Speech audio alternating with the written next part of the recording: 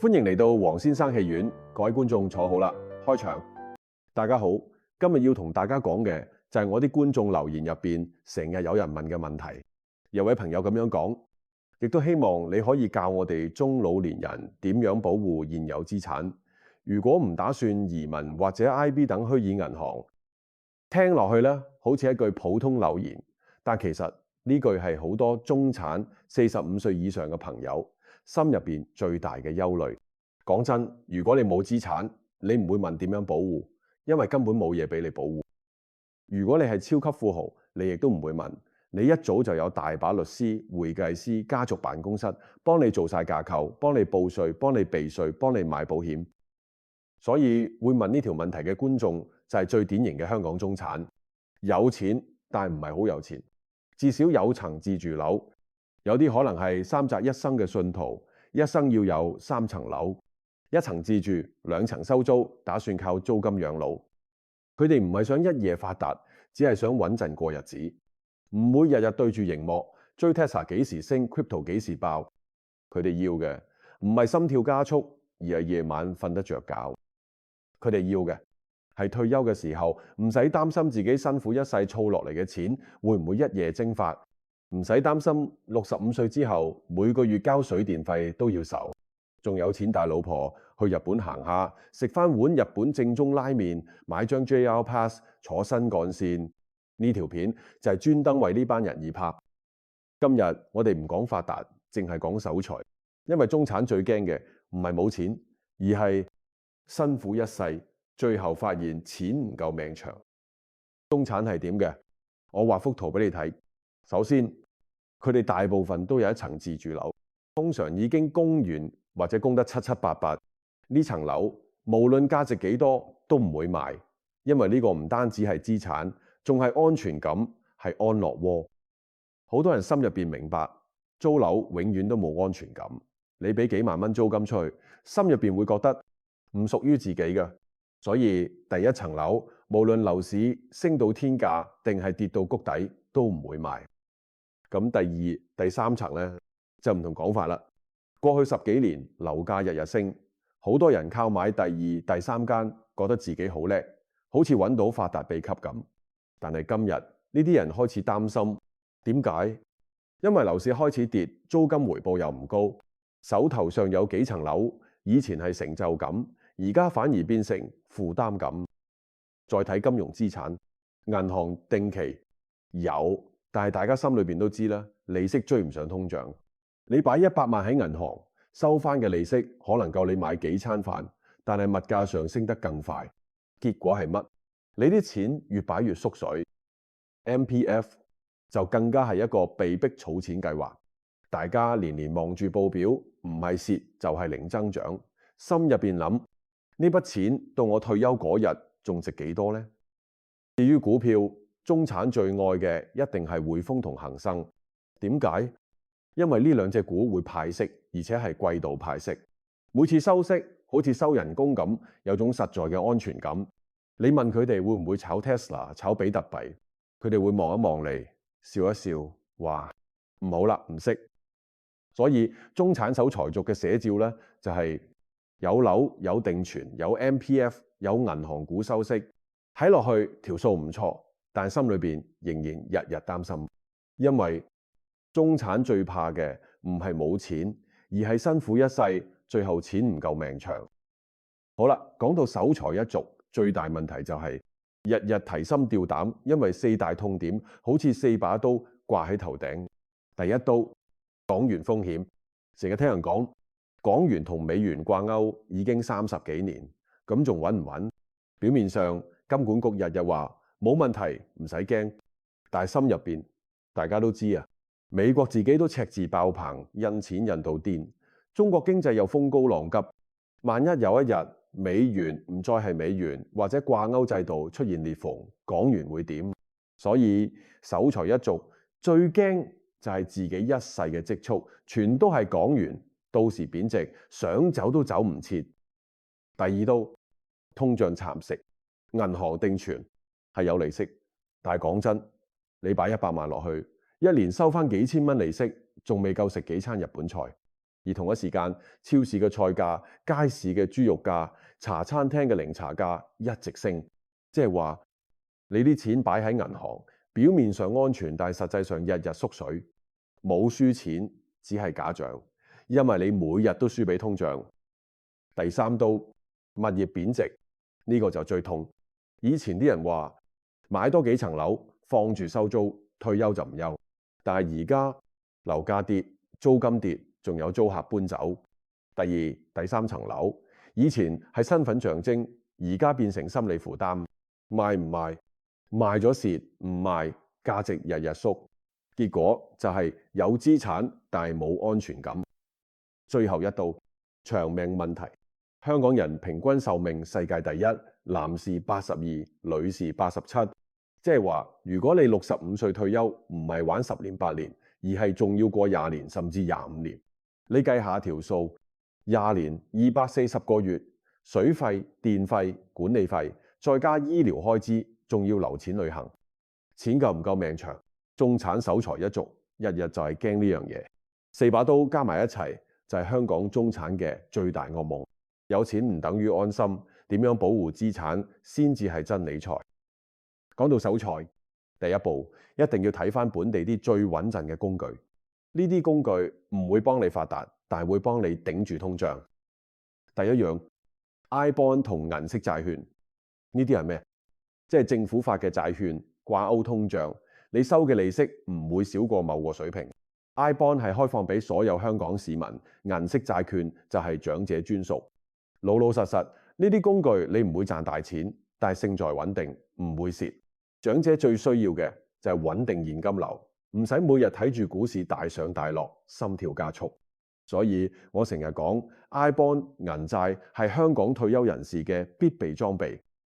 第二樣，收息股，以下幾隻股都值得守財一族納入考慮。匯豐、恒生，銀行股派息紀錄長期穩定，而且有季度派息，對投資者嚟講，等於定期有現金流入袋。中電控股同樣屬季度派息，長期保持穩定，被視為經典退休股。港鐵雖然有地產業務，但係鐵路收入穩定，始終每日都有大批人搭車。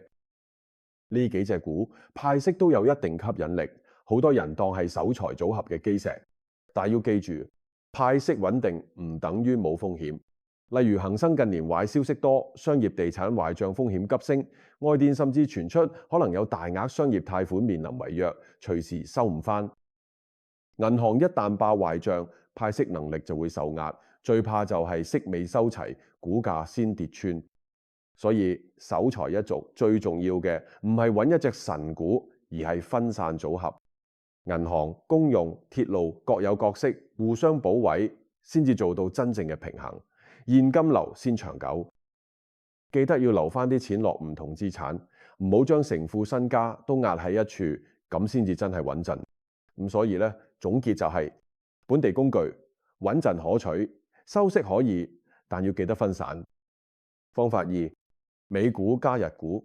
講完本地穩陣工具，下一步就係一定要分散去海外。因為港元風險、樓市風險，你點都要留返啲錢喺外邊，唔好全部綁死香港。第一樣一定係美股核心。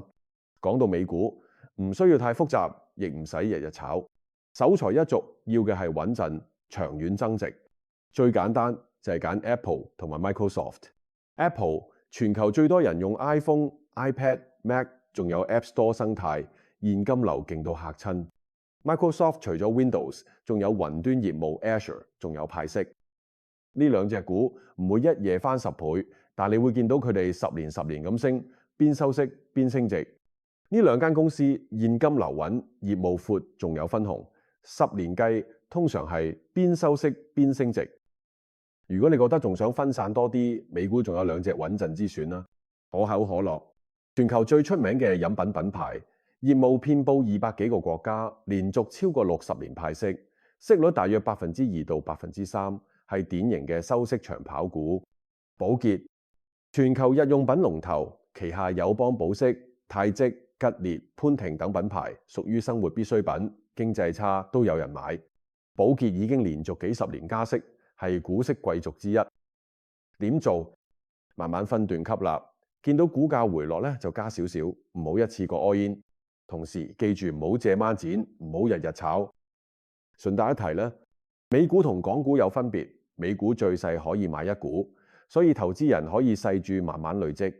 香港就通常要以一手做單位，門檻高好多。至於股息方面咧，美股會有預扣稅，所以收息當零用錢，重點都係放喺長揸增值。第二樣先至到 Tesla。Tesla 係高增長，但波動好大。有啲人當 Tesla 係信仰股，日日 all in 搏 Elon Musk。但係對守財一族嚟講，Tesla 只可以係小注調味，唔可以當主食，因為你要退休安穩，唔係每日同 Elon Musk 玩心跳。講完美股，講下日本。日本股東優惠就係另一種玩法。你買 Skylar 吉野家會有餐飲券，買 ANA 會有機票折扣，買 JR 東日本會有新幹線優惠。換句話講，你買呢啲股票，除咗收息，仲有實際回報。每年去日本旅行都可以慳返幾千蚊，甚至1萬蚊。香港人最鍾意去日本，每年飛1、2次，呢啲優惠等於旅行基金。所以總結方法二，對中產嚟講，美股係增值，日本股係享受。前者幫你資產穩步上升，後者令你退休生活開心啲。各位先聽清楚，海外投資只係可選項，唔想買美股，唔想買日股，完全冇問題。你照用方法一嘅 iBond 銀債收息股都可以守到財。海外投資只係俾想加多一層防守、加少少增值嘅朋友揀，唔係必修科。講到守財，最重要就係要有一個清晰嘅退休生活藍圖，唔好淨係講有幾多錢，因為數字喺銀行入邊，你唔知幾時會蒸發。最實際就係點樣分逐樣去應付未來20年、30年嘅需要。我成日同朋友講要有5個桶模型。咩叫5個桶？即係將你手頭上嘅資產唔好亂擺一齊，而係分成5個用途，好似5個水桶咁，各自裝唔同嘅水。第一個桶，現金。呢個桶咧就係最穩陣啦。你要保證自己退休之後有至少2至3年嘅生活費，直接擺喺現金或者活期度。因為有時股市跌、樓市跌，甚至債券都可能震盪。但你手上有現金咧，你就唔會驚㗎啦。照樣交水費電費，照樣買餸。現金唔係為咗升值，而係為咗瞓得安樂。第二個桶，本地工具，即係 iBond 銀色債券、少量本地藍籌。呢個桶嘅角色就係提供一個穩定現金流。你每年有幾萬息收，夠你頂到通脹，唔使驚儲蓄縮水。對於退休人士嚟講，呢桶錢就係你嘅基本生活費來源，好似你嘅底薪，無論市況點樣都有得收。第三個桶，美股核心，呢桶就係增值核心。蘋果、微軟呢啲10年都穩步上升嘅公司，你可以慢慢買，唔使心急，一股起步，慢慢累積。呢桶錢就係幫你長遠 keep 住跑贏通脹。第四個桶，日本股，呢個桶唔係每個人都要有。但如果你鍾意旅行，尤其係每年飛日本，咁呢桶錢就會幫你慳返唔少。Skylark 雲雀餐飲集團、吉野家嘅餐飲券、ANA 全日空機票折扣、JR Pass 日本鐵路券優惠，全部加埋就係你個旅行基金。有錢唔係淨係要食飯交租，係要享受人生。退休咗唔飛多2轉日本，點對得住自己？第5個桶，黃金。黃金就係抗通脹工具，唔會派息，唔會增值好多。但就係當世界亂晒、貨幣貶值嘅時候，黃金仲可以保住你啲資產唔會歸零。有啲人話黃金係死物，但係我話死物先至穩陣。咁實際點分配呢？我哋嚟個模擬案例。不過講之前要先講清楚一樣嘢，你已經供完自住樓，唔使交租，亦都冇銀行按揭要還。假設一對夫婦手上有1000萬資產，佢哋可以咁分：第一個桶現金200萬夠2、3年生活費；第二個桶本地工具300萬收息收債券利息；第三個桶美股核心300萬慢慢增值；第四個桶日本股呢，100萬用嚟換旅行優惠。第5個桶，黃金100萬防身對沖通脹。咁樣分配有咩好處？交水電有現金，睇醫生有債券息，退休生活可以靠美股慢慢增值，旅行啦有日本股東券啦，世界大亂有黃金頂住。呢個就係5桶錢模型嘅精髓，錢分開擺，退休唔使節衣縮食，仲可以安心去旅行。如果你有大約1000萬資產，假設年回報率只有3%，咁每個月可以用大約25000。如果你夠好彩，回報做到6%，每月就可以用到5萬左右。咁即係話平均每月實際可支出大約25000至5萬，而本金仍然可以保留。你啲錢夠你用一世，唔使驚會斷糧。唔求發達，但求安樂，呢個就係守財嘅真正目的。唔係個個都有1000萬嘅，其實500萬一樣可以分桶，可以咁分。第1桶現金100萬，第2桶本地工具150萬，第3桶美股核心150萬，第4桶海外投資50萬，第5桶黃金50萬。咁實際每月可以用幾多？以保守回報4%計，500萬乘4%等於每年大約20萬，即係每月可以使16000至到18000到啦。如果再加埋啲升幅利潤，情況就更理想啦。譬如話有啲股票升得唔錯，鎖翻少少利潤當補貼開支都得，再加埋現金定期嘅少少利息，咁樣計落，平均每個月大約可以用到2萬到25000，而本金呢，仍然穩穩陣陣。想使得耐啲，就要用息養息嘅策略，即係用利息過日子，唔喐本金。想過得好啲，可以取5%回報，即係每年25萬，但係本金會慢慢減少。記得現金係穩陣根基，唔好為咗多啲息而走去冒險。重點就係收入要穩定，資產要分散，心態要穩陣。講咗咁多方法，最後都要落翻去一個根本問題：心態。好多人一聽到投資2個字，就會聯想到賭博。有人日日喺股票群組度問邊隻股會升啊？有人日日追 Elon Musk 嘅 Twitter 睇下 Tesla 今日會爆幾多？仲有人聽人講 Crypto 一夜翻10倍，就心喐喐想all in。我只可以講呢啲唔係投資，呢啲係賭錢。投資唔係要你一夜致富，投資係要你守到財，用得長。我今日拍呢啲片呢，係因為我知道好多人最需要聽嘅唔係發達神話，而係一個安心嘅方法，一個唔會令你輸到一身債嘅方法，一個可以令你65歲之後仲夠錢過日子嘅方法。記住，投資唔係賭博，我唔係教你發達，我淨係想教你保護你辛辛苦苦儲落嚟嘅積蓄。退休嘅最大勝利唔係你有幾多豪宅、幾多名車、幾多張 Tesla 股票。退休最大勝利就係你唔使擔心錢，仲有錢帶老婆飛日本。因為到咗人生最後階段，安全感、自由同埋可以同另一半去旅行，先至係最真實嘅財富。講到呢度，我想問下各位觀眾一個問題：如果今日你手上有1000萬資產，你會點樣分配？你會唔會話梗係買多啲樓啦？樓價跌完會升翻？定係你會諗唔好啦，樓市唔再係以前嗰個神話，我想攞啲去買股票？又或者有人會話唔好咁煩啦，買晒金幣最穩陣。你點睇？留言俾我知啊！因為唔同人有唔同心態，有人追求增值，有人追求穩陣，有人追求享受。但係最重要唔係跟邊個做，而係揾到一個你自己瞓得着覺嘅分配方式。如果你覺得今日嘅內容幫到你，記得俾個 like， 撳個 subscribe， 仲要打開個鐘仔，唔好 miss 咗我哋之後嘅片。多謝你陪我睇到最後。如果覺得條片有啲料，想我爆多啲猛料，請我飲杯咖啡啦。掃呢個 QR code 或者撳留言置頂嘅鏈接，一杯咖啡就當俾我充翻啲電，繼續拍落去。呢度係黃先生戲院，多謝各位入場。今次故事就到呢度，散場啦。記住，呢個只係電影，唔係投資建議。本故事純屬虛構，如有雷同，純屬巧合。